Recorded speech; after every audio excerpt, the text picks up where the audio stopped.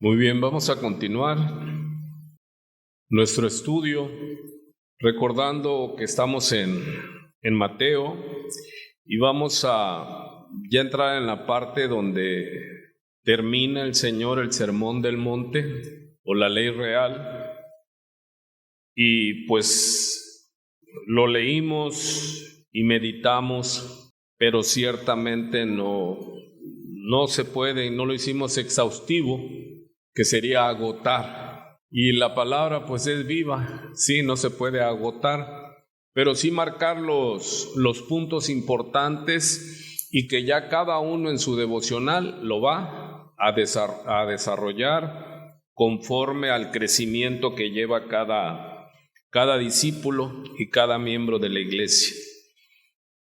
Así que se leyó Mateo 7, del 24, ¿y qué es lo que vemos allí, hermanos? Es una enseñanza práctica, sencilla, clara de entender, simple mas no simplista, sino que es de labios de nuestro Señor, la eterna, viva, santa y poderosa, inerrante, infalible palabra de Dios.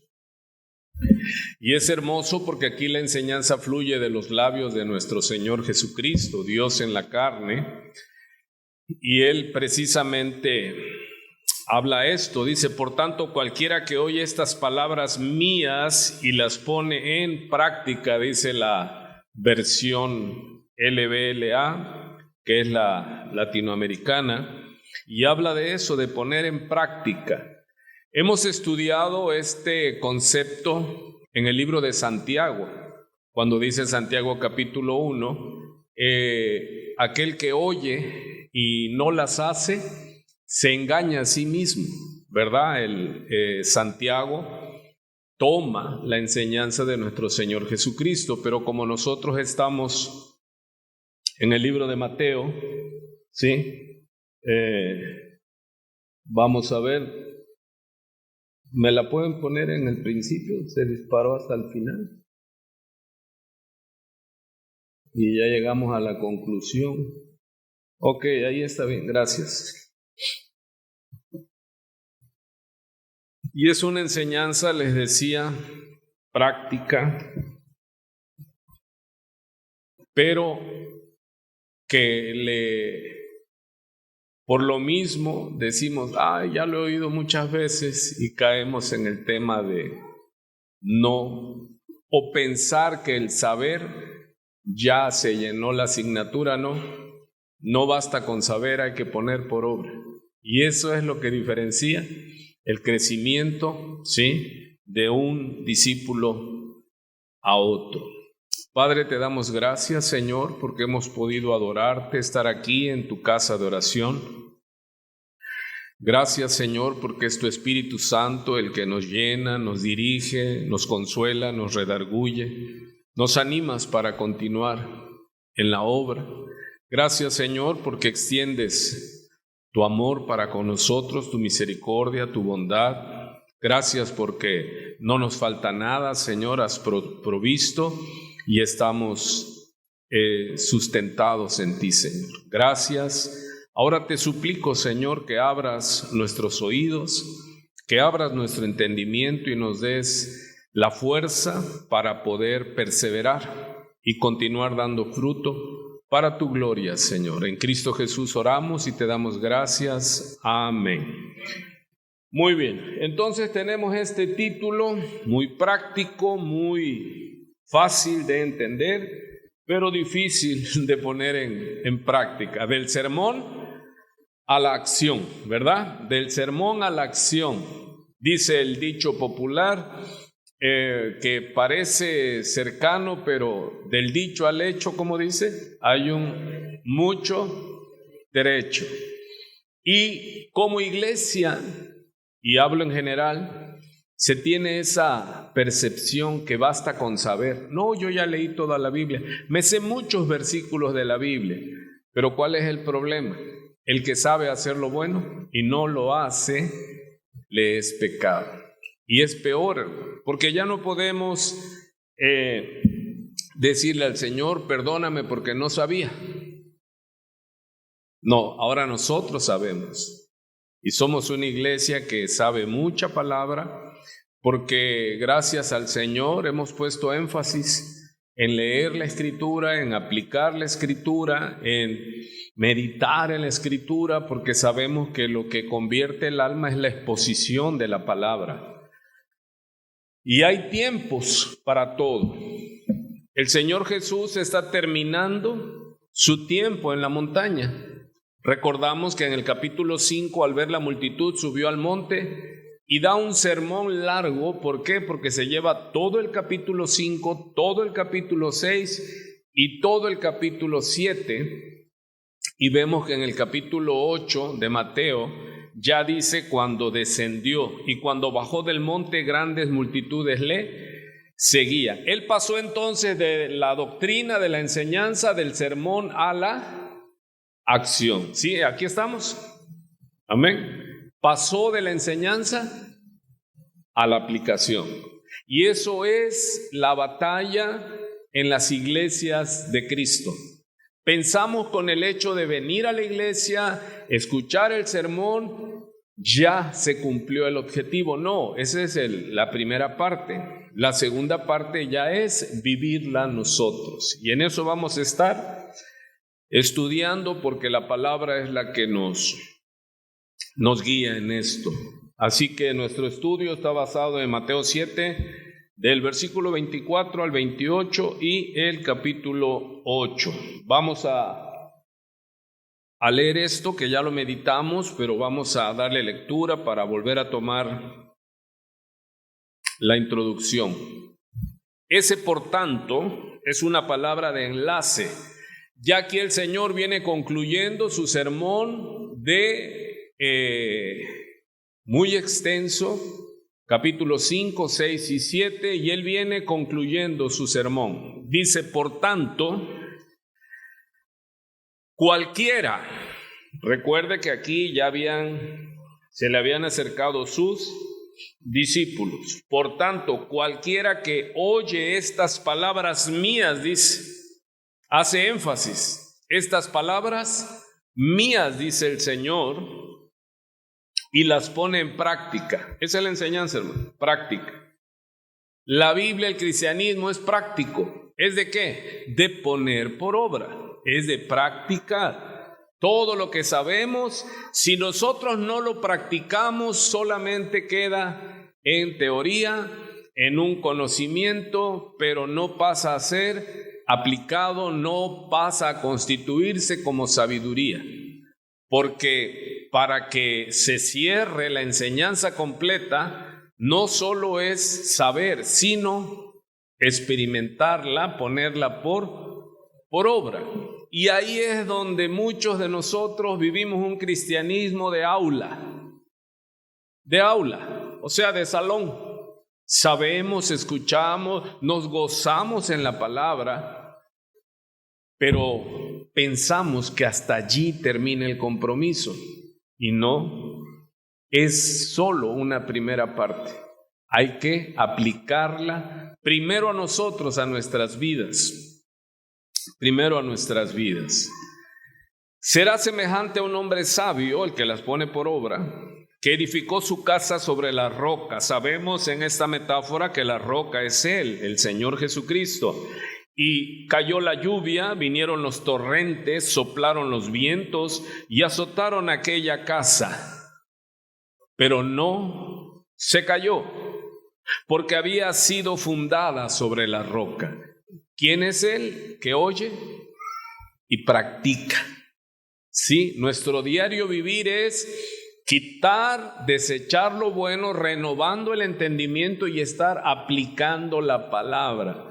Antes creíamos que ojo por ojo, diente por diente, y el Señor llega y enseña y dice que esto tenemos que aplicarlo. ¿Qué? Bendecir a los que nos maldicen. Wow, no, es que eso ya es para los mayores, no. Es para todo cualquiera que me oye. Cualquiera que oye estas palabras mías. Que los que nos maldicen, ¿qué tenemos que hacer nosotros? El que nos hiere una mejilla, ya entendió que es poner por obra. Si alguien nos exige una milla, porque estando en territorio romano, todo romano tenía libertad, derecho de que tú le tenías que llevar su carga, ayudarle con su carga una milla, eso era. Pero dice el Señor Jesús que no solo cumplas lo que este reglamento injusto, sino que todavía ¿qué? Le lleves una milla más, ¿sí? Y vemos que es poner en práctica. Luego dice en el verso 26, y todo, recuerde, mire, cualquiera, todo, el que oye estas palabras mías y no las pone en práctica, será semejante a un hombre insensato que edificó su casa sobre la arena y cayó la lluvia. Vinieron los torrentes, soplaron los vientos y azotaron aquella casa y cayó, y grande fue su destrucción. Reina Valera 60 dice, y grande fue su ruina. Una ruina, una destrucción. Ahora, asombrémonos de algo. Está hablando el Señor a gente que practica religión. Perdón, que oye una religión, que asiste a una iglesia ayer y hoy. Gente que practica una religión, pero no aplica la palabra de Dios. No le está diciendo esto a inconversos, quítelo, porque eso es precisamente que nos medimos con el inconverso. El inconverso ni asiste a la iglesia. Yo sí asisto a la iglesia. No, pero no partimos de ahí. El tema es que yo vengo a oír y salgo para vivir. Pero vamos a ver que no solo es vivirlo a los ojos de la gente, sino vivirlo a los ojos de Dios. Buenas noches. Así que hay dos edificadores. Vemos el estilo de la escritura. Todo el capítulo 7, el Señor está hablando de dos puertas, dos sendas, dos tipos de constructores, dos árboles que dan buen fruto, árboles que dan mal fruto. Ya toda esa clase pasada ya la vimos. Y ahora llega el Señor y dice esto. Bueno, llega al versículo 28 y vamos a ver algo aquí en Mateo 7:28. El título de las Biblias de estudios es La autoridad de Jesús. Y esa es la autoridad que la iglesia sí o sí necesita el creyente manifestar. Y vamos a ver cómo, siguiendo el ejemplo de nuestro Señor Jesucristo, estamos ya, este es el primero de los 5 discursos. El Señor en Mateo tiene 5 discursos y estamos terminando solo ¿qué? El primero, así a grosso modo. ¿Y cómo terminan los discursos del Señor? ¿Cómo dice ahí? Cuando Jesús terminó estas palabras. Ese es el estilo que aplica Mateo. Usted va a ver cómo dice, cuando termina un discurso, dice, y estas palabras, cuando Jesús terminó estas palabras, o sea, esta enseñanza, las multitudes, recuerden que desde el capítulo 4, al ver las señales, prodigios y maravillas del Señor, multitudes le seguían, hermanos. Ya era algo que se pasaba de boca en boca y empezaban a, admirados, se pasaban la enseñanza y decían, ya llegó el Mesías. Muchos creían, muchos no. Y las multitudes se admiraban de su enseñanza. ¿Qué es lo que hemos estado viendo? ¿Qué hacía el Señor Jesús? Enseñaba en las iglesias de ellos y predicaba por las calles y las plazas. Así que, ¿qué estaba haciendo el Señor en el monte? Fue solo cátedra, fue doctrina.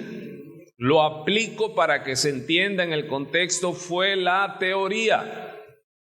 El Señor allí no hizo ninguna manifestación de liberación, de sanidad, fue solo cátedra. Y esto debe marcar, hermano, porque hay un tiempo y un lugar para todo. Dice Eclesiastés capítulo 3, hay un tiempo para todo. Y hay un tiempo donde se tiene que enseñar y solo enseñar la palabra de Dios. ¿Qué es lo que hacía nuestro Señor Jesucristo en el monte? Fue un sermón largo, no echó fuera demonios. ¿Tenía la autoridad para hacerlo? Sí. ¿Tenía autoridad para sanarlos? Sí. Pero él se remitió a enseñar. Y esto es algo que está faltando en las iglesias. Nos falta doctrina. Debemos venir a la iglesia y escuchar la palabra, porque eso es el faro que nos lleva para cuando salgamos de las puertas de los templos. Dicen unos templos en la entrada, dice, entramos para adorar, para conocer y salimos para servir. No confundir en la iglesia. Tristemente, cuando se pierde el faro, acaban en la iglesia ¿qué? Expulsando demonios, orando y gritando y haciendo cosas, y no me espanta. Yo estuve en movimientos así, pero es cuando no teníamos clara la dirección. Pero cuando empezamos ya a estudiar dedicadamente, hermano, ¿está o no está claro qué hacía el Señor allá?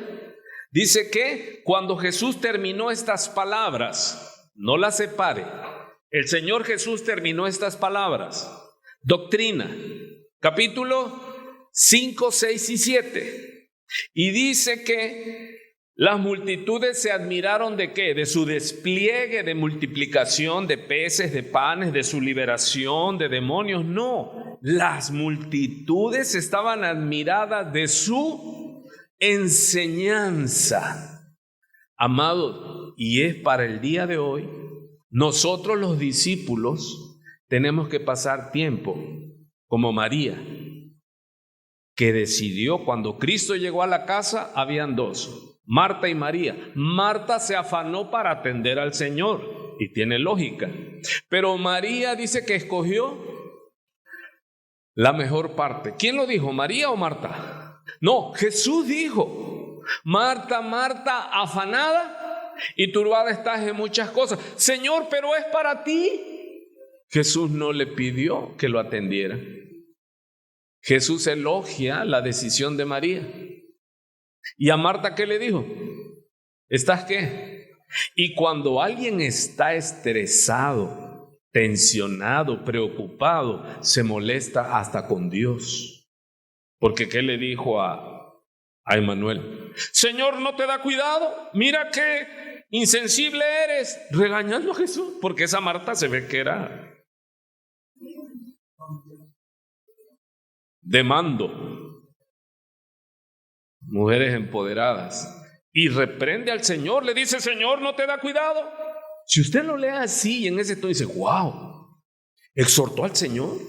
Dice, Señor, ¿no te da cuidado? Tú y Marta ahí adorando y yo trabajando. Y el Señor, en lugar de reprenderla, le dice, Marta, Marta. Ese, cuando te repite el nombre del Señor, es señal de intimidad. Sí, hijito, hijito. Desde Abraham, Dios le dijo a Abraham. Sí. A Samuel lo llama Dios y le dice, Samuel, Samuel. A Pedro, Jesús le dice ¿qué? Simón, Simón, su nombre de pila, hermano. Diciéndole, ay, Simón, Satanás pidió permiso para zarandearte como a trigo. Imagínense que Dios llegue y te dice, pero no te preocupes. Entonces vemos que el afán, el estrés, hace que pierdas el foco y reprende a Jesús. Dice, Señor, ¿no te da cuidado que esté yo sola haciendo todo? Y el Señor le dice, Marta, Marta, afanada, estresada, estás en muchas cosas. ¿Cuántos dicen, Dios me está hablando? Hermano, párale un poco a tu afán. Hay mucha gente que no está depresiva o algo, está confundida, está turbada, ya no sabe qué debe de hacer. Pero estamos aprendiendo. ¿Qué debemos de hacer? Hay un tiempo para todas las cosas, dice el Señor. Hay un tiempo para estudiar, hermano. Y venga a la iglesia, quite todo, determine que usted va a venir a la iglesia y va a decir, ¿sabes qué? Nadie me moleste. ¿Qué es lo que siempre decimos? Si usted no es médico partero, ponga su teléfono en modo avión, hermano. Ya no permite interrupciones. Sí, porque tenemos que venir con esa devoción.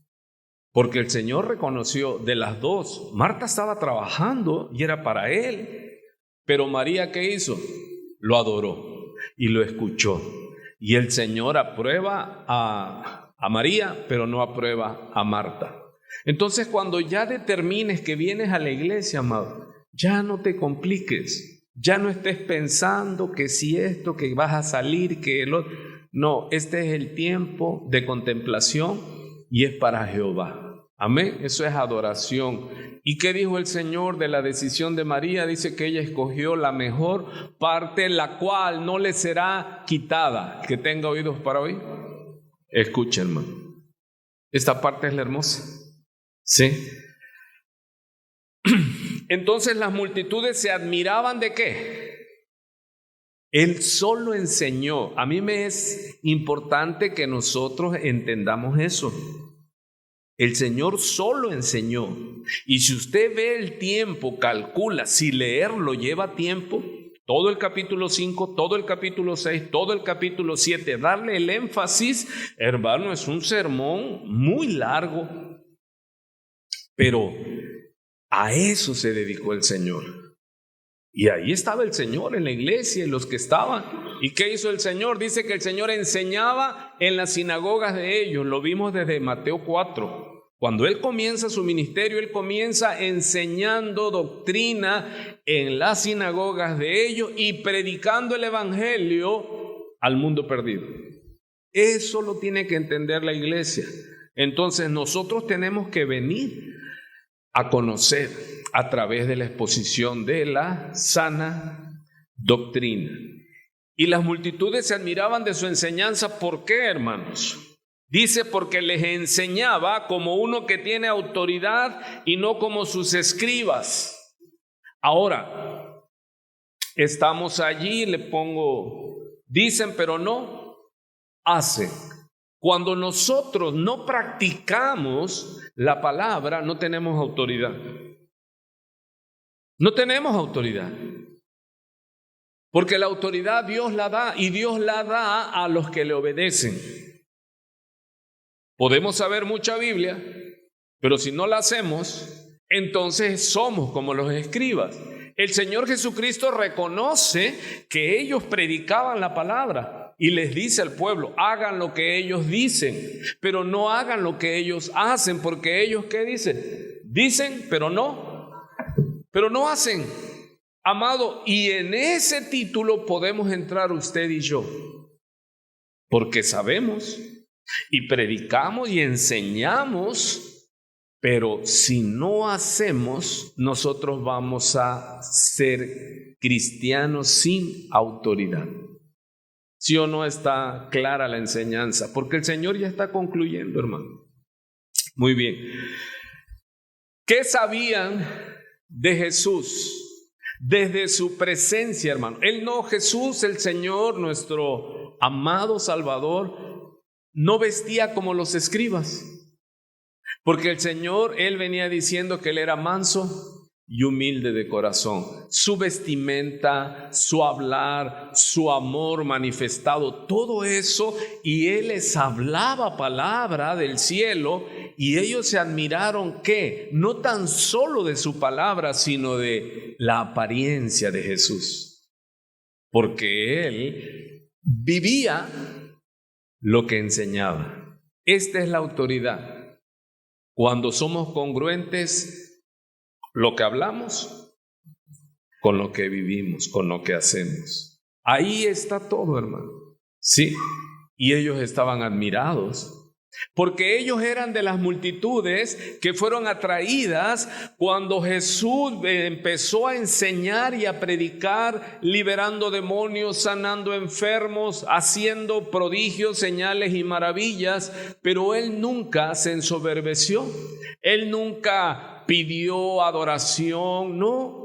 Él empieza a enseñar, y si usted en su casa vuelve a repasar el capítulo 5, el 6 y el 7, se va a dar cuenta el siervo de Dios. Muy bien. Quiero llamar la atención en este tiempo a ese estilo, porque ahí determinan 5 discursos. Mateo, el primer discurso que estamos viendo, dice cuando Jesús terminó estas palabras. ¿Cuáles palabras? Capítulo 5, capítulo 6 y capítulo 7. Y en el capítulo 11 vuelve Mateo a nombrar. Esto es estilo literario, hermano, y también se debe de estudiar cuando estudiamos la Biblia, ¿sí? ¿Cómo termina Mateo refiriéndose cuando el Señor termina un discurso? Aquí está el segundo discurso, termina en el capítulo 11. Dice, y sucedió que cuando Jesús terminó de dar instrucciones, dice aquí, ¿sí? ¿Y qué es lo que hacía el Señor? El Señor sale a enseñar y predicar. Recuerde que eso hemos estado haciendo énfasis. Me interesa como miembros de la iglesia que entendamos que al culto se viene a predicar la palabra y a aprender la palabra, ¿sí? Y afuera, ¿qué hacemos? Lo vimos el domingo, al ver las multitudes que estaban ¿cómo? Atribulados. ¿Cómo está el mundo, hermano? Perdido. Tuvo misericordia de ellos, lo vimos el domingo. Amado, ¿qué necesita la iglesia? Misericordia. Porque lo estudiamos el domingo pasado, dice, misericordia quiero, dice, no han entendido que no quiero su sacrificio. Desde Isaías el Señor le está diciendo, ustedes se perdieron, se extraviaron, es la palabra. Dice el Señor, es que yo no quiero su grandeza de sus adoraciones y todo, yo lo que quiero es obediencia. Y lo que yo les he mandado es misericordia, quiero, y no sacrificio, dice el Señor. Y es lo que no entendían. Cuando Cristo viene y le hace la misericordia a los enfermos, a los ciegos, a los leprosos, y hasta los sana en sábado, ellos explotaban porque no estaba cumpliendo la religión. Y Jesús le dice, es que no quiero cumplimiento de cultos, de religiones, misericordia quiero. Pero nos hemos enfrascado ¿en qué? En las apariencias. Y hemos perdido la esencia, hemos roto el frasco y la esencia se ha ido. Cuando Cristo llega, ¿qué es lo que reprende? La apariencia. Pero la esencia ya la habían perdido. Y nosotros estamos en este estudio volviendo al monte. Volviendo porque queremos recuperar ¿qué, amado? La esencia. Sin perder el fruto. Porque el Señor dijo claramente que todo árbol da fruto según su género. Y dice que el árbol malo no puede dar fruto bueno, ni el árbol bueno puede dar fruto malo. Entonces eso es importante, hermano. Tenemos que entender que la esencia es importante. Aleluya. Entonces, dice la palabra, y sucedió que cuando Jesús terminó de dar instrucciones, dice aquí, instrucciones de doctrina, a sus 12 discípulos, se fue de allí a enseñar y predicar en las ciudades de ellos. O sea, el Señor llegaba en cada poblado, había una sinagoga judía y Él llegaba a la sinagoga. ¿Y qué hacía en la sinagoga? Enseñaba y predicaba en las ciudades. Muy bien, es importante esto. Y al oír Juan en la cárcel de las obras de Cristo, mandó por medio de sus discípulos a decirle, ¿eres tú el que ha de venir o esperaremos a otro? Y algunos acusan a Juan. Oye, Juan el Bautista sí vino como precursor del Señor Jesús, la voz que clama en el desierto, enderezad su senda. ¿Cómo es que entonces estaba en la cárcel y dudó que si Jesús era? Recuerde, hermano, aprendamos a leer la Escritura. Este tiempo, este pasaje, Juan no sabía el final. Juan ya sabe el final, ya está en la presencia de Dios, ya había dicho, no sabía el final, él lo vino anunciando. ¿Sí? Observe.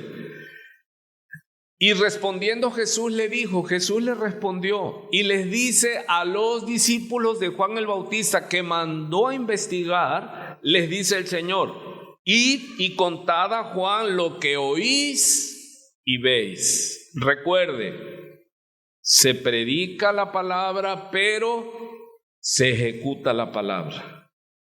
El sermón con acción. Poner por obra. Porque el Señor no solo le dice, díganle lo que han oído cuando me ven predicar. No, dice, díganle lo que oyen, pero también díganle lo que ven. Y para que quede claro les dice, sermón y acción le pongo ahí. Los ciegos, ¿qué es lo que les dice? Reciben la vista. Y los cojos andan, los leprosos quedan limpios, los sordos oyen, los muertos son resucitados y a los pobres se les anuncia el evangelio. ¿Se da cuenta? ¿Se da cuenta cómo el Señor les está mandando a responder a Juan el Bautista lo que él viene haciendo? Él viene enseñando y actuando. Es un sermón con acción. No solo enseñaba, sino que hacía. ¿Está práctico? ¿Está claro? Pues vivámoslo entonces. Vamos a ver, estamos viendo esta palabra. Y sucedió que cuando Jesús terminó estas palabras, dice Mateo 13:53. Busquen su Biblia, Mateo 13:53. Aquí se los ponemos si no trae Biblia. Y el subtítulo en las Biblias de estudios dice, Jesús enseña en Nazaret. ¿Qué tiene que ver Nazaret? ¿De dónde era Jesús? Jesús de Nazaret, tenía que ser llamado Nazareno, dice la profecía. ¿Y sabe qué? Que él fue a su ciudad y dice, Mateo 13:53, y sucedió que cuando Jesús terminó estas parábolas, ¿sí se da cuenta? Ya aquí, ¿qué sermón es? ¿El número qué? El número 3. Cada que el Señor terminaba un sermón, Mateo escribe y separa. ¿Sí? Cuando el Señor terminó el sermón del monte, es el primer discurso, o el primer sermón, o la primera enseñanza. Y Mateo habla claro, dice, y cuando terminó el Señor Jesús estas palabras, y luego más adelante vuelve a decir que después de las parábolas, dice, y cuando terminó el Señor estas palabras.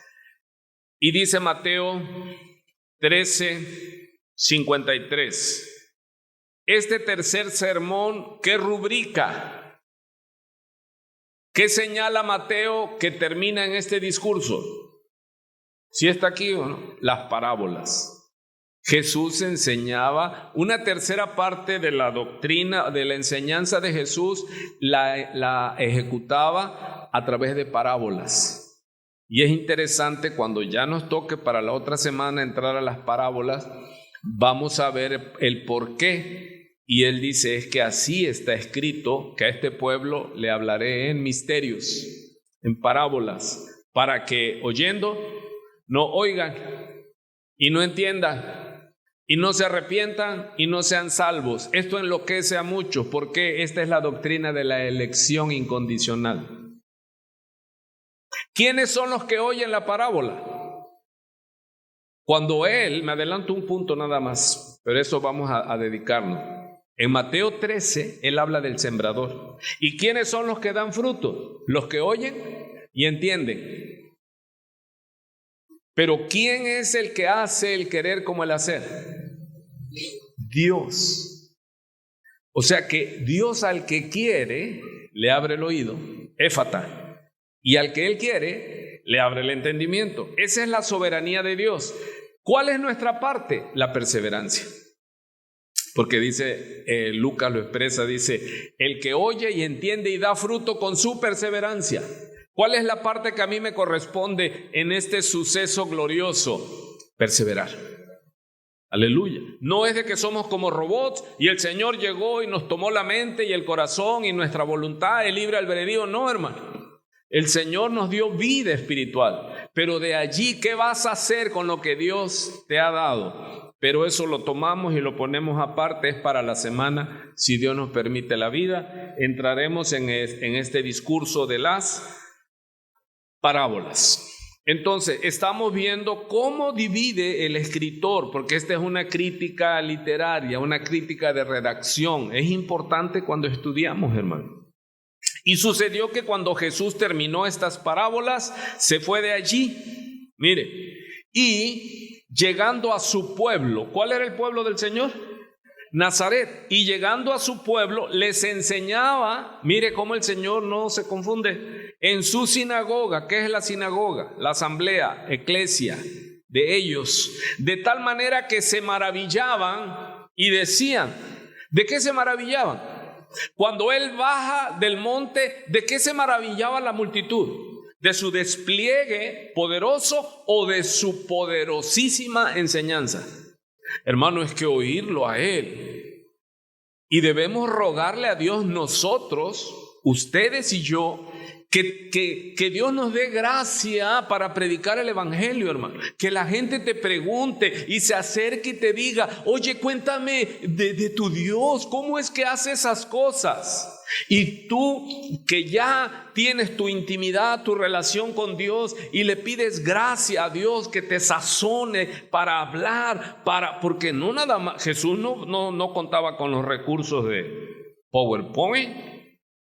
No contaba con eso. Él pintaba cuadros con su boca. Y la gente, ¿qué hacía, hermano? Se embelesaba, y cuando él terminaba sus enseñanzas, la gente se maravillaba. Hermano, sigue siendo esta una herramienta gloriosa. No descansemos tanto en las pantallas, aprendamos. Y de hecho es un problema, y tomo un espacio. Los maestros se están quejando que los niños de esta generación ya no saben expresarse. Todo están cautivos, no saben, no hablan, no tienen comunicación. Bueno, la generación está terrible, ha aumentado los suicidios y nadie se preocupa hasta que se le suicida un hijo. Pero esta generación, hermano, está cautiva, tiene efectos físicos sobre sus cerebros, pero eso no quiero desviarme más porque no me va a alcanzar el tiempo. Pero vemos que ellos, dice que se maravillaban, hermano, se maravillaban de sus enseñanzas y decían, ojo, recordar que ellos conocían a Jesús. Ellos conocían a Jesús. Jesús allí creció en Nazaret. ¿Y ellos qué dicen? ¿De dónde este Jesús obtuvo qué? ¿De dónde obtuvo? Miren cómo se expresaban de él. ¿De dónde obtuvo este? ¿Es un adjetivo qué? Peyorativo. Despreciándolo. ¿Y este ahora? ¿De dónde obtuvo este? Toda esta sabiduría. Y además, ¿qué? Él confirmaba que ¿quién era? Él decía, yo soy Dios en la carne. Y las señales es para apuntalar, para respaldar los dichos de Jesús. Y mucha gente en la ignorancia en las iglesias dice, pero es que Jesús sanaba, resucitaba muertos, y cuando el Espíritu de Dios está en las iglesias, esto se va a manifestar. Y uno, ¿qué tiene que decirle? Hijito, las señales son para los incrédulos, y las señales en el tiempo de Jesús fue porque Él respaldó. Nosotros no vamos a respaldar que somos Jesús. No, somos seguidores de Jesús y se nos ha dado cierto tipo de autoridad. Pero Jesús tiene toda autoridad porque Él es Dios en la carne. Y Él que demostraba que Él tenía autoridad para perdonar los pecados. Y cuando se asombraba, dice, ¿o qué necesito? ¿Qué es más fácil de creer? ¿Que le diga yo a ese paralítico, toma tu camilla y levántate? ¿O que tus pecados te son perdonados? No, pues es más fácil perdonar los pecados, porque ya que le ordenes que se levante, ya ahí sí, ya hay milagro. Y Jesús le dijo, ¿qué? Pues para que vean que el Hijo del Hombre tiene poder para perdonar los pecados. A ti te digo, le dice al paralítico, toma tu camilla y... Sí. Y los que dicen que las obras de Jesús vamos a hacer nosotros, pues por ahí que empiecen, ¿no? Ahora vino el COVID en el 19. ¿Y qué hicieron? Esconderse. Porque se dieron cuenta que no, que solo Dios tiene poder para decirle al viento, calla, enmudece. Él es el único que tiene poder y las olas le obedecen, a nosotros no, hermano. Entonces eso demerita. Entonces, ¿para qué está la iglesia? La iglesia, a través de la predicación del evangelio, ¿cuál es el poder? ¿Qué es lo que sucede? Los muertos resucitan. ¿Quiénes son los muertos resucitados? Nosotros estábamos muertos en delitos y pecados, mas ahora tenemos vida. Aleluya. Hermano, eso es poder. Y la gente tiene que oírnos, y la gente que nos conoció dice que así alumbren nuestras buenas obras. Lo vimos cuando hablamos de la sal y la luz, para que la gente vea y glorifiquen a nuestro Padre que está en los cielos. Aleluya. Pero no caigamos en la burda doctrina de que es que si la unción está, los muertos van a resucitar. Fuera de, hermano, de propósito. Nosotros no venimos aquí a que la gente vea que tenemos poder, porque no es a nosotros la gloria, sino a Jehová sea la gloria. Nosotros, ¿qué tenemos que hacer? Pedirle al Señor gracia para enseñar y hacer lo mejor que podamos, porque de lo demás Dios se encarga, hermano. Pero no podemos compararnos, no somos Dios en carne, eso que quede claro. Todo lo que narra son señales que respaldan. ¿Por qué decía la gente que lo escuchaba? ¡Wow! Este habla con autoridad. ¿Por qué? Porque nadie hacía las cosas que él hacía. Es más, cuando el Sanedrín manda a que vayan por Jesús, y va la guardia del Sanedrín y lo escuchan y regresan con las manos vacías, y los fariseos le dicen, ¿y dónde está? Y ellos que llegaron arrobados y decían, jamás, nunca hombre alguno ha hablado como este. Fueron a atraparlo y ¿qué? Lo escucharon hablar y quedaron cautivos de su hermosura, porque Él es Dios en la carne. ¿Y qué nos ha dado a nosotros? Nos ha dado poder. Nosotros tenemos poder, hermano. El jueves el Señor nos ministró en Juan 10, el martes de comunión. Estudiamos Juan 10, donde Él dice, por esto me ama el Padre. Pero como usted no vino el martes, por ahí le pasamos copia, y si no, ya no me alcanza el tiempo. Tengo media hora para terminar mi exposición. Muy bien. De tal manera que se maravillaban y decían, ¿dónde obtuvo esta sabiduría y estos poderes milagrosos? ¿Qué estaba mostrando el Señor?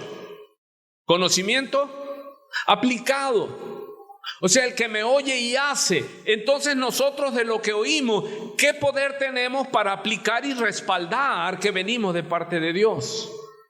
Amado, cuando usted perdona a alguien que lo ofendió, usted está mostrando, usted está dando señal que usted es cristiano, porque sus hechos están respaldando su doctrina.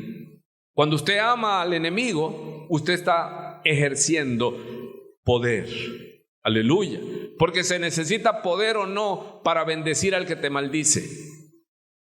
O eso no quiere. ¿Quiere usted ver caer fuego del cielo? Señor, ¿quiere que mandemos a pedir fuego del cielo? No, hermano. Eso es poder. Eso es poder. Que nos conduele el corazón por misericordia y ver a los que sufren. Eso es poder, hermano. No lo minimice y no quiera estar como esos que venden humos. No, hermano, nosotros, el poder que resucitó a Cristo de los muertos, ese poder actuó y actúa también en nosotros. Y Dios nos va a dar más allá de lo que pedimos o de lo que esperamos, dice, según el poder que actúa en nosotros. Pero hay que entender para qué es el poder. No es para que la gente me siga porque soy un pastor que levanta muertos, un pastor que ordena a los demonios salgan. No. La gloria es de Él. Nosotros, nuestra gloria es Cristo y es predicar a Cristo, su grandeza, su amor, su divinidad, lo hermoso que es nuestro Salvador. Eso es nuestro gozo. Y la gente que nos escuche se prenda por el amor que su iglesia le tiene al Salvador. Sí, ven, Señor Jesús, amamos al Señor, le cantamos al Señor, le servimos al Señor y hemos determinado como Él. Dice, por eso me ama el Padre, porque yo pongo mi vida. Hermano, y nosotros no podemos hacer lo mismo. ¿Por qué nos ama el Padre? Si nosotros ponemos ¿qué? Nadie me la quita. ¿Cuántos dicen, a mí no me obligan a estar aquí? Yo la pongo. Pero yo ya no pongo mi vida para sacrificio, sino para publicación del Evangelio. ¿Eso es herejía? No. Usted lo va a oír en Pablo, pero ya no me puedo desviar. Me gusta esa palabra que Dios nos dio como la que hoy nos está dando. Pero Pablo dice, tengo que terminar en mí, dice, los sufrimientos de Cristo. Y uno dice, pero si Cristo en la cruz del Calvario, cuando Él muere, dice consumatum es, ya que sufrimiento. Él murió por los pecados, pero nosotros empeñamos nuestra vida para que el mundo conozca que Cristo murió por nuestros pecados. ¿Me estoy explicando? ¿En qué se nos va la vida, hermano? En que el mundo conozca que Cristo murió por los pecados. Aleluya. Y nosotros hemos decidido entregar nuestras vidas y tomamos la bendición porque Jesucristo dice, por eso me ama el Padre, porque yo pongo mi vida. Nadie me la quita. ¿Tengo poder para quitarla? ¡Wow! Y tengo poder para tomarla. Eso nos aplica a nosotros también. Venga los martes, se pone bueno. Continuamos. En Mateo 19 tenemos otra rúbrica de un discurso. Dice, y aconteció que, y aquí viene hablando sobre el divorcio, hermano, por si alguno quiere tomar nota. Dice así, Mateo 19:1, y aconteció que cuando Jesús terminó estas palabras, ¿qué estoy haciendo énfasis ahora en este momento? Es esa palabra en cada discurso que el Señor terminaba, ¿sí? Vemos que Mateo hace esta observación, ¿sí? 5 discursos, Mateo 11:1, Mateo 13:53, Mateo 19:1 y ahora estamos en Mateo 19:1 y el Señor está terminando en el 19:1 de enseñar, valga la redundancia, y los discípulos que habían sido influenciados por las desviaciones de los escribas y fariseos, llegan y le preguntan, ¿sí? Mateo dice, y aconteció que cuando Jesús terminó estas palabras, partió de Galilea y se fue a la región de Judea, al otro lado del Jordán, y le siguieron grandes multitudes y lo sanó allí, del sermón a la acción. Nosotros podemos entrar en esta acción que el Señor está haciendo. Hermano, nosotros tenemos que predicar y actuar. ¿Y qué va a pasar cuando hagamos eso? Veremos la gloria de Dios. Yo no he visto enfermos sanar, pues ore para que los vea sanar. Ponga las manos, pero no aquí en la iglesia, hermano, afuera. Cuando usted esté predicándole allá a los gentiles, a los que no conocen al Señor, cosas pasan. Y quizás hasta nosotros vamos a afianzarnos en nuestra fe y algunos hasta se van a convertir cuando prediquen hacia afuera. Recuerde, a la iglesia llegamos aprender. Habla, Señor, que tu siervo escucha. Y ya con lo que tengo como doctrina salgo, y debo tener un corazón misericordioso y alumbrar en medio de las tinieblas. Aleluya.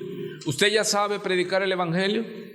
Que le digan, ¿sabes qué? Tienes 5 minutos para predicarme el evangelio, y usted con cronómetro en mano tiene que empezar a hablar del problema. La causa de tu problema es este. No es que te hiciste malo y haces lo malo, no, el tema es que eres malo. Y decimos, somos malos y hacemos ¿qué? Lo malo. Dice pues, y se acercaron a él algunos fariseos para probarlo, diciendo, mire, ¿es lícito a un hombre divorciarse de su mujer por cualquier motivo? Querían entramparlo. Y respondiendo Jesús dijo, ¿no habéis leído que aquel que los creó desde el principio los hizo varón y hembra? Y añadió, por esta razón el hombre dejará a su padre y a su madre y se unirá a su mujer y los dos serán una sola carne. Por consiguiente ya no son dos, o sea, no hay divorcio, sino una sola carne. Por tanto, lo que Dios ha unido, ningún hombre lo separe. Ellos le dijeron, entonces, ¿por qué mandó Moisés darle carta de divorcio y repudiarla? Él les dijo, por la dureza de vuestro corazón. Moisés os permitió divorciaros de vuestras mujeres, pero no ha sido así desde el principio. Y yo os digo que cualquiera que se divorcie de su mujer, salvo por infidelidad y se case con otra, comete adulterio. Entonces el Señor enseñaba y actuaba. Sermón acompañado de acción. ¿Cómo accionó aquí Jesús la enseñanza? ¿Cuántos entendieron? Pero ahí no vemos cómo el Señor la aplicó, porque Él ya les había enseñado y ellos llegaron ¿a qué? A tentarlo, a provocarlo, con esas preguntas capciosas, esas preguntas que son perder.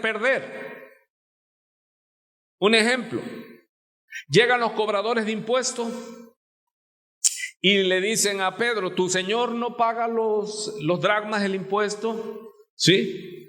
Y luego también llega con Jesús y le dice, ¿es lícito dar impuesto al César?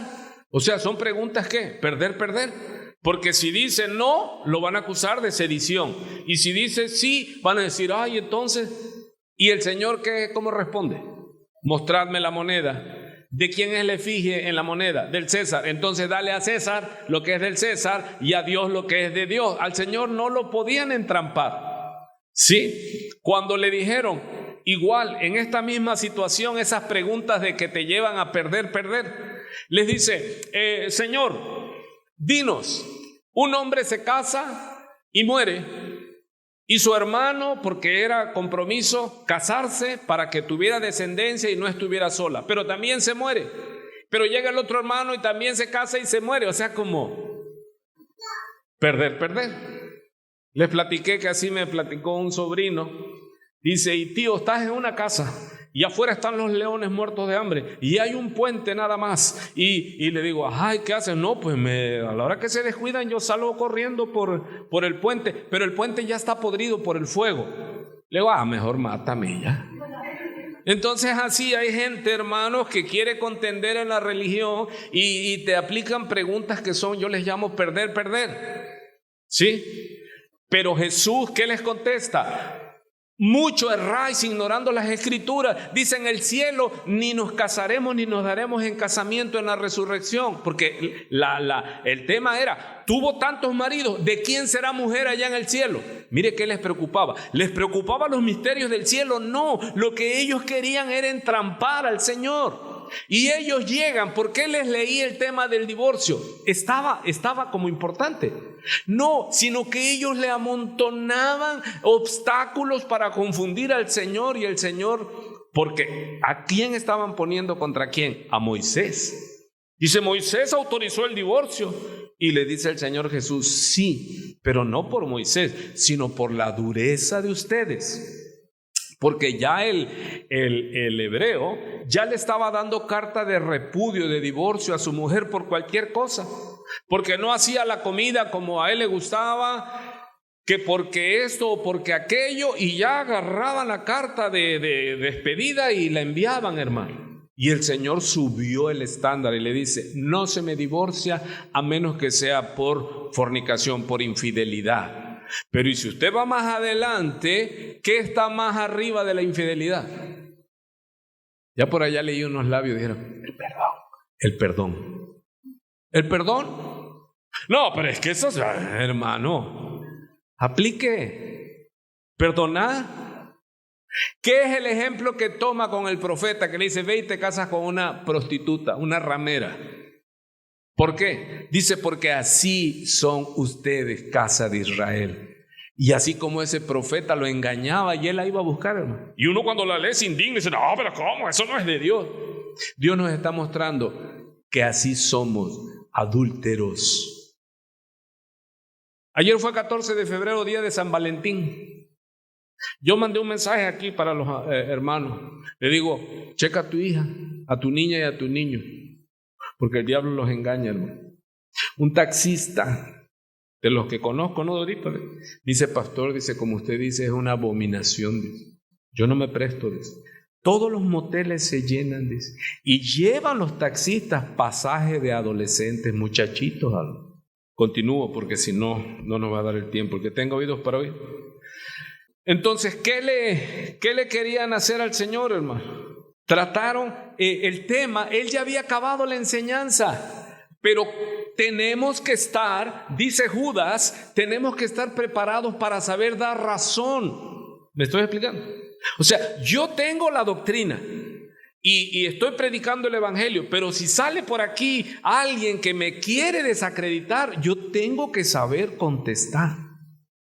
¿Sí? A cualquier pregunta absurda que hagan, porque va a querer el diablo estorbar tu acción, porque nosotros ya somos salvos y predicamos, vamos afuera, ¿para qué? Para ser pescadores de hombres. Y allí, hermanos, el diablo, el infierno, todo se opone para la salvación. Y usted y yo tenemos que tener argumento en acción, porque no caer en que la acción tiene que ser física o visible. No, la lucha espiritual, hermano, eso es acción, eso es fe en acción, con conocimiento. ¿Lo dice o no lo dice la Escritura? Que sepas dar razón de tu fe. Dice Judas: contended. Deme otro concepto de contender. Pelear, deme otro concepto de pelear. Batallar por la fe, esa es apologética. Cuando un hereje, hijo del diablo, quiere ser obstáculo, no, el amor, Dios es amor y se puede casar Adán con Esteban. Momento, no. Y ahí es cuando tú contiendes por la fe una vez dada a los hombres. No es que eso es tiempo pasado, no. La fe, los cielos pasan, la tierra pasa, esto es la moda, y pensamientos y filosofías humanas pasan, pero la palabra de Dios permanece para siempre. Aleluya. Cuando alguien te diga: pastor, es que eso ya está pasado de moda, la Biblia, de que es pasado de moda estás tú y te quedaste en el engaño. No, Dios no es moda, Dios es el eterno. Su palabra es eterna, eficaz, infalible y aplicable para cualquier tiempo y cualquier condición y situación.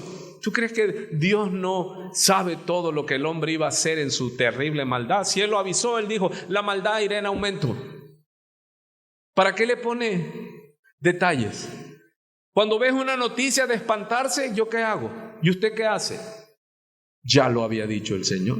La maldad iría escandalosamente en aumento. La consecuencia, el amor de muchos se enfriaría. Entonces, el Señor predicaba y accionaba. Y algunos dicen: pero ahí ¿cómo accionó? Hermano, el Señor sacó espada y les dijo: ustedes están cayendo en pecado y Él aborrece el repudio, el divorcio. ¿Cómo va hasta aquí? Vamos rápido. Ahora, ¿qué estaba pasando en este otro sermón? En el 26, ¿cuántos discursos lleva el Señor? 5. Cuando usted estudia la Biblia, entonces marca esto y dice, este es un tema, este es un discurso. ¿Cuál fue el tema? El Sermón del Monte. En el capítulo 8 él desciende. ¿Y cómo separa ese discurso lo que sucedió ahí, Mateo? Dice, estas palabras, terminando estas palabras, aquí, yo ya no confundo el Sermón del Monte con la instrucción del discurso o de las parábolas. Las parábolas es otro discurso, hermano, ¿sí? Del Señor. ¿Cómo va hasta aquí? Cuando Jesús terminó todas estas palabras, ya es el último sermón que narra Mateo, dijo a sus discípulos, no creyentes, discípulos, sabéis que dentro de 2 días se celebra la Pascua y el Hijo del Hombre será entregado para ser crucificado. Y pasó del sermón a la ejecución. Él predicó que él iba a morir, que en Jerusalén lo iban a tomar, le iban a hacer violencia y lo iban a clavar en la cruz, y él ya se los había dicho. Hermano, es como nosotros cuando hablamos, ya tenemos la doctrina, pero ¿qué nos cuesta? Porque el Señor dijo, toma tu cruz. No, yo sí ya traigo la cruz y la traigo acá colgada, pero dame tiempo. No, el Señor dice, ya entrega tu vida. ¿Por qué te ama el Padre? ¿O por qué dice Jesús? Por esto me ama el Padre. Porque yo hago siempre lo que le agrada, dice. Y después en Juan 10 dice, por esto me ama el Padre. Y dice, y siempre está conmigo porque yo hago siempre lo que le agrada. Hermano, ¿tú quieres que Dios esté contigo? Está sencillo y práctico, obedece. O sea, ¿ya sabes lo que a Dios le agrada? ¿Qué te falta para que Dios esté contigo? ¿Cuántos dicen, pastor, ese sermón está como para primaria? Está para la escuelita bíblica. Pues eso me interesa que se entienda. ¿Para qué te voy a hablar del cuerno chiquito y el cuerno grandote y de Daniel y el Apocalipsis y todo? Si no sabemos el ABC, hermano. ¿Qué es lo que nos está faltando? ¿Por qué sigue el pastor predicando? Porque a mí me falta poner por obra. Y si a mí me falta poner por obra, pues todos estamos igual. Y no solo aquí, sino este es el estado, el diagnóstico para la iglesia cristiana, que son iglesias de culto. Decimos de la iglesia popular, pero nosotros somos iguales. Solo llegamos, escuchamos, decimos bien, mal, me gustó, no me gustó, etcétera, y nos vamos y pensamos, nos engañamos a nosotros mismos que ya cumplimos. No. Lo vamos a ver, me voy a dar prisa para acabarlo. Cuando Jesús terminó todas estas palabras, dijo a sus discípulos que él iba a morir. Y él que rehuyó a la muerte. Dice, no, por eso me ama el Padre, porque yo pongo mi vida, pero tengo poder. Y yo le pregunté, hermano, ¿usted tiene poder para poner su vida? Sí. ¿Y tiene poder para volverla a tomar? Sí. ¿Cómo? Esa es una herejía. No, cuando Abraham llevó a sacrificar a su hijo Isaac, ¿qué sabía él? Dice en Hebreo, que Dios era poderoso para devolverle a su hijo aún después de los muertos. ¿Cuántos saben que perdiendo ganas? El que pierda su vida por causa de mí, hermano, tú tienes que tomar la decisión de entregar tu vida al Señor. Pero esa va a ser otra prédica para otro día. Pero ¿cuántos dicen, me interesa eso? ¿Tienes poder para entregar tu vida? Hermano, claro que sí, se necesita poder para morirse. Te va a costar todo. Lucas 9:23. Y decía a quienes, a los que quieran oír, si alguno quiere venir en pos de mí, ¿qué tienes que hacer? Entrega tu vida.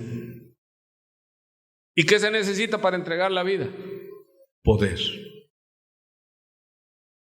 Y recibiréis poder, ¿para qué? Para entregar tu vida. Serás mártir, martureo, y morirás por el Señor. Ya tú estás decidido. Y si un día te van a matar, pues tú dices, ya la vida no es mía.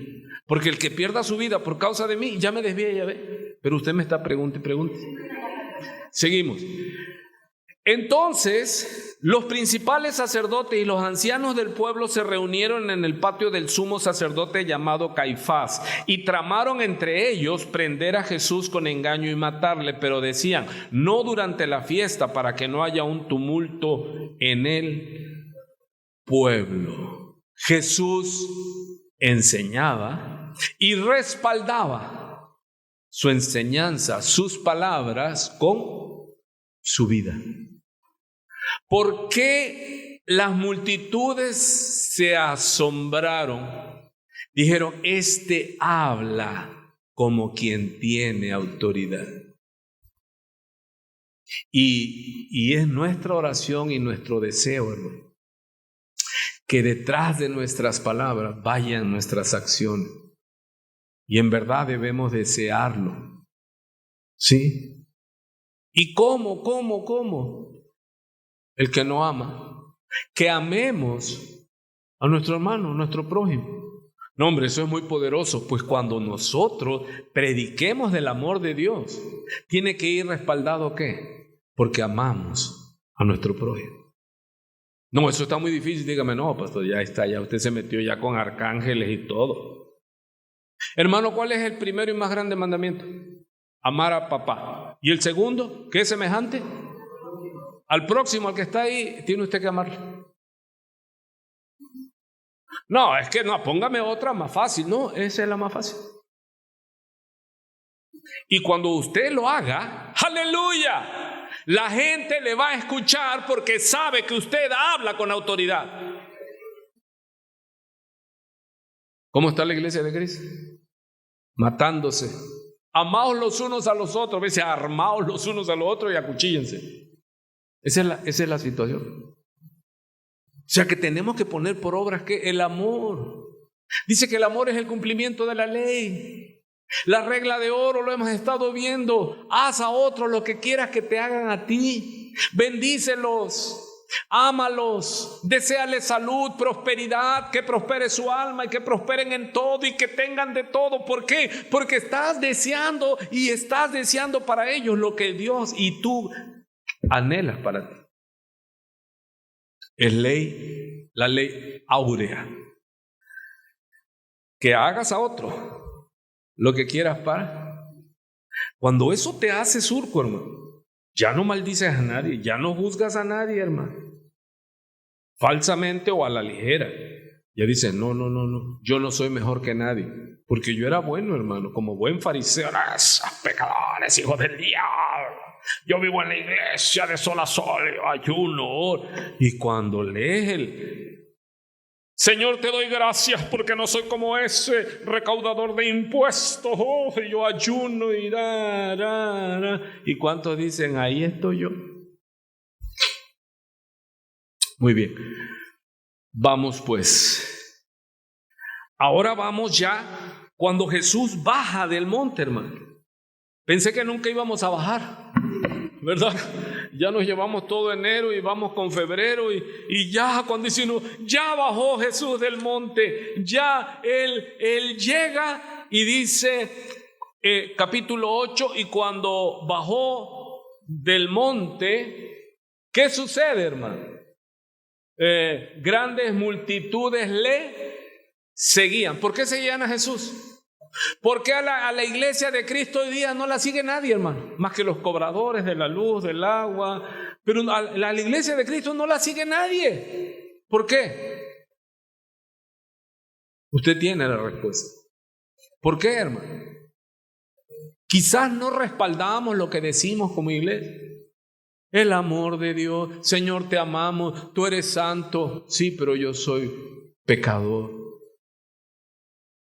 ¿Y dónde el Señor respalda con autoridad? Ya lo hemos enseñado, lo enseñamos aquí. Dice, mas tú cuando ores, entra en tu aposento.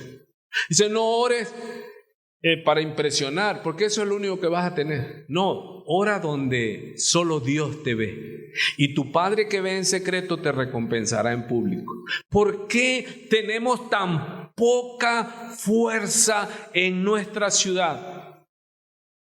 Porque nuestra vida íntima deja mucho que desear. No sé la suya, la mía sí. A veces le cedo más a la carne que al espíritu. Y somos avergonzados en público. Y yo lloro y sufro, hermano. Pero esa es nuestra batalla. Miserable de nosotros, ¿quién nos librará de este cuerpo de muerte? Dice que no te aires contra tu hermano, ni le llames raca, o sea, cabeza hueca. Ese hermano es un cabeza hueca, para que no sea reo de muerte.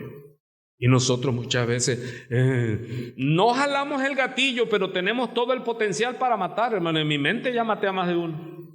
¿Y eso es qué? Eso es triste. ¿Y cómo vamos a hacer nosotros en público? Hermanos, si queremos, hay tantas cosas que debemos hacer, pero hay que pedirle a Dios que nos ayude y tenga misericordia de nosotros. Muy bien. Y cuando bajó, me faltan 4 minutos, tenga ánimo. Y cuando bajó del monte, grandes multitudes le seguían. Obvio, diga conmigo, obvio. Y he aquí, se le acercó un leproso y se postró ante él. Mire, leproso, tipo de pecado. La lepra aquí es tipo de alguien en pecado. Sí, y con pecado, en pecado. El leproso era impuro.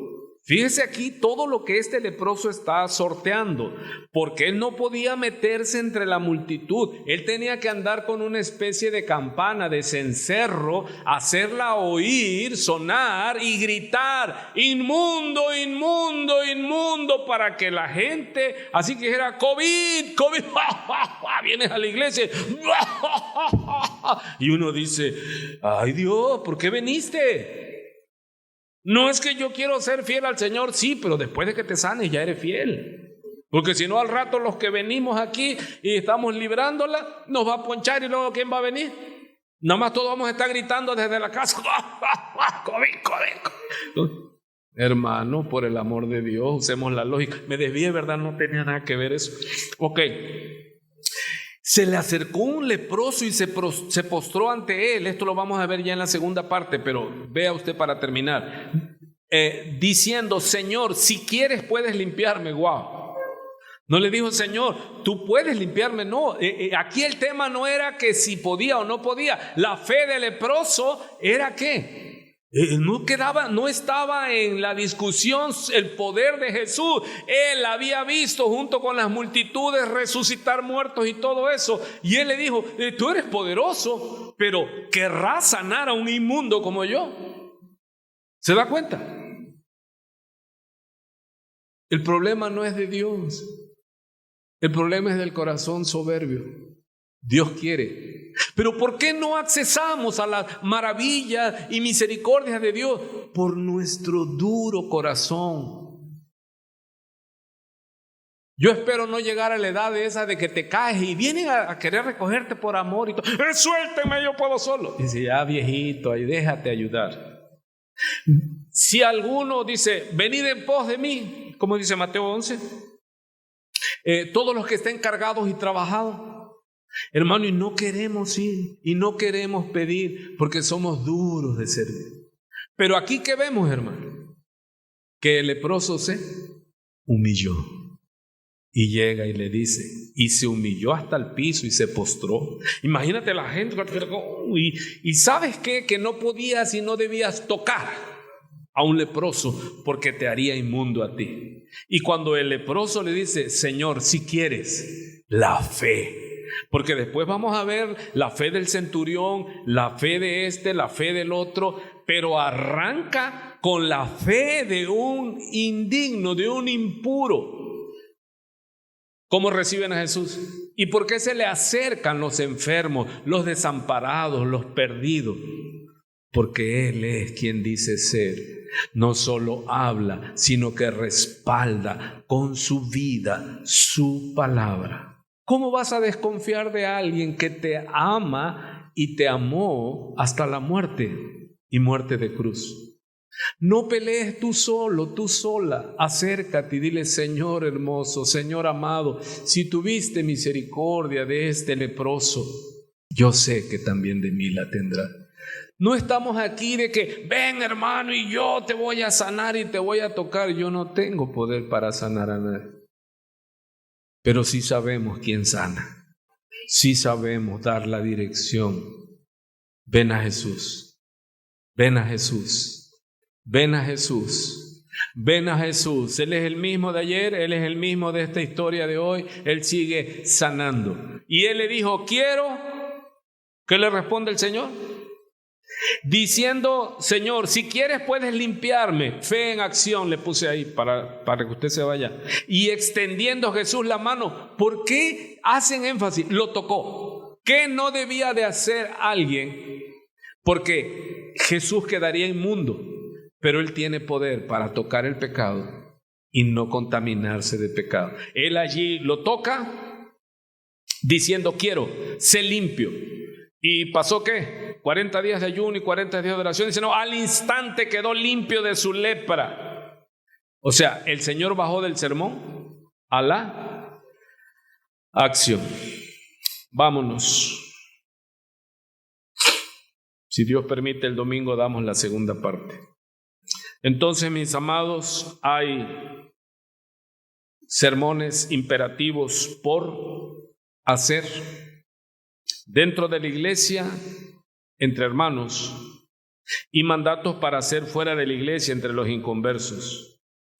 Después de oír esta enseñanza, no tenemos excusas.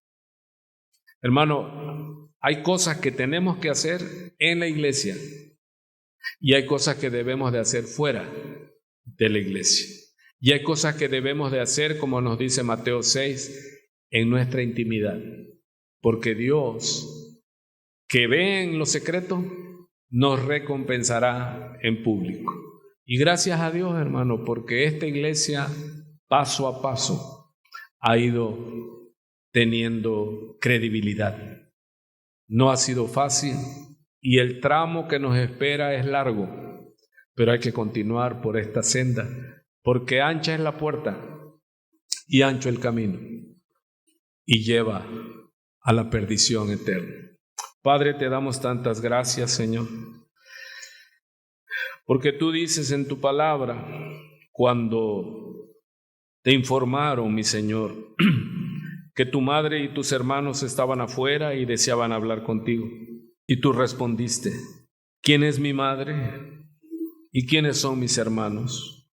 Y extendiendo tu mano hacia tus discípulos, así dijo Jesús, he aquí mi madre y mis hermanos, porque cualquiera que hace la voluntad de mi Padre que está en los cielos, ese es mi hermano y mi hermana y mi madre.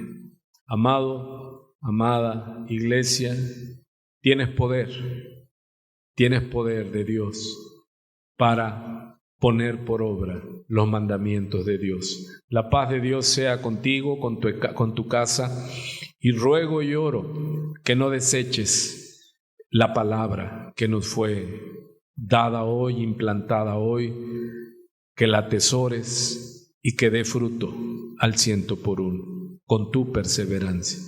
Bendecida noche para ti y tu casa. Amén. Estamos despedidos, hermano.